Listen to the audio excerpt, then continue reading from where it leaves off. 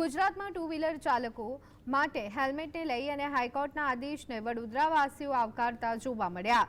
હાઈકોર્ટના અંગેના ચુકાદા પર વડોદરાવાસીઓ કહેતા જોવા મળ્યા કે નામદાર હાઈકોર્ટના આ વલણને આવકારવું જરૂરી છે, કારણ કે હવે કોઈને પણ સરકાર પર ભરોસો રહ્યો નથી।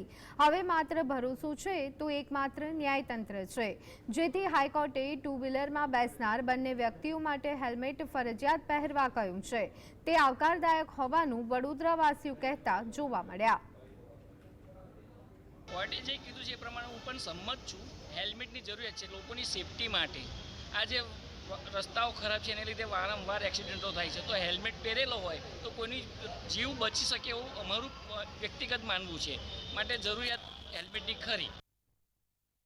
સેફટી વાઇઝ હેલ્મેટ ખૂબ જરૂરી છે અને ગુજરાત હાઈકોર્ટે જે ડાયરેક્શન આપ્યું કે હેલ્મેટ જરૂરી છે, પરંતુ હેલ્મેટ જરૂરી છે એની સાથે સાથે સરકારે જે શહેરોમાં કેટલાક જજમેન્ટ એવા આવ્યા છે હાઈકોર્ટના કે શહેરોમાં હેલ્મેટની જરૂર નથી, જ્યારે વાર તહેવારે કે સમયાંતરે હાઈકોર્ટનું ડાયરેક્શન ફરી એવું આવે છે કે હેલ્મેટ જરૂરી છે। એટલે ખરેખર સરકારે આમાં કોઈ એક વલણ અપનાવી અને કાયદો બનાવવો જોઈએ।